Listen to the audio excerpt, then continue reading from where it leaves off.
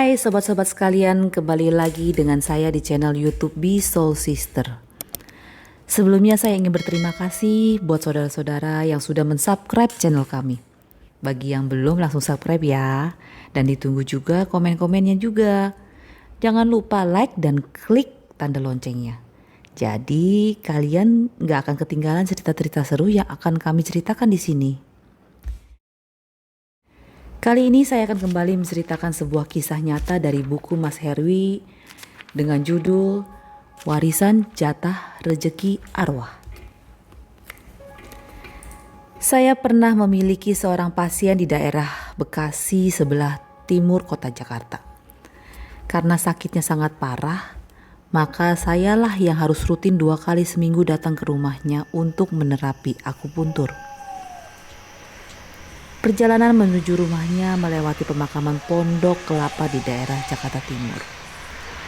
Suatu hari seorang teman saya bilang bahwa ayahnya dimakamkan di pemakaman Pondok Kelapa tersebut. Ketika suatu malam saya pulang menerapi pasien di Bekasi, seperti biasa saya mengendarai motor melewati jalan depan pemakaman itu. Entah kenapa kali ini tiba-tiba saya dicegat oleh arwah yang memperkenalkan diri sebagai almarhum ayah teman saya itu. Karena lokasinya menyeramkan, maka saya tidak berani menghentikan motor dan hanya memelankan lajunya saja. Setelah saling menyapa, beberapa pesan pun dititipkan kepada saya untuk disampaikan kepada teman saya tersebut.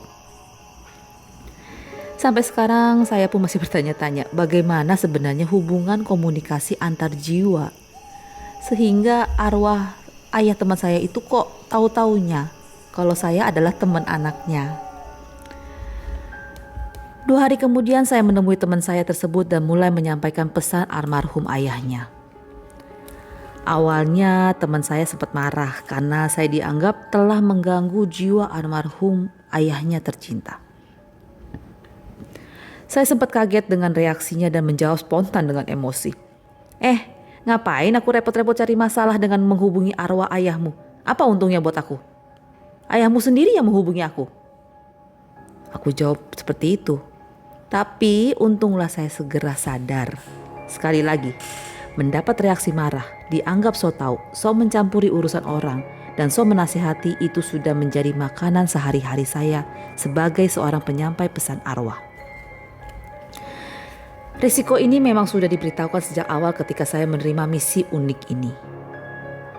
Setelah bisa mengendalikan emosi, walaupun tetap dengan sikap terserah mau didengar atau tidak, saya menyampaikan pesan almarhum ayahnya.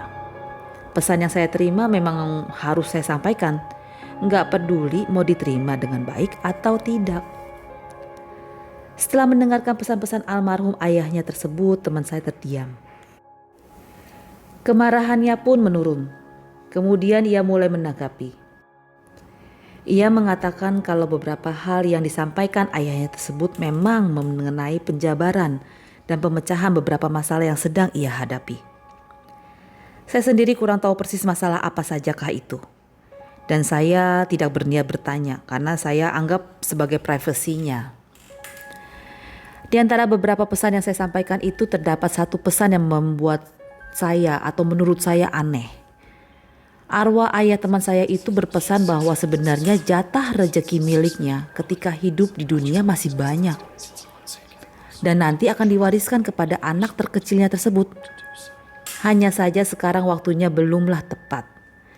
Karena ia menganggap bahwa anaknya itu belum mampu mengambilnya. Juga belum siap menerimanya dan mengelolanya. Arwah ayahnya mengatakan akan mulai mengalirkan sisa jatah rezekinya setelah 4-5 tahun lagi. Untuk sementara waktu, bila ada kebutuhan keluarga mendadak, arwah ayahnya akan mengalirkan sebagian jatah rezekinya melalui orang lain. Untuk itu beliau juga berpesan agar anak terkecilnya tersebut mempersiapkan diri dengan baik agar waktu yang ditentukan tidak tertunda. Karena setelah selesai mewariskan jatah rezekinya tersebut, almarhum baru akan meneruskan perjalanan jiwanya menghadap Tuhan dengan tenang. Mendengar pesan ini teman saya lalu bercerita, sebagai anak terkecil ia hanya sempat mengenal ayahnya sampai dirinya berusia 5 tahun. Ayahnya meninggal mendadak dalam usia yang masih terbilang muda.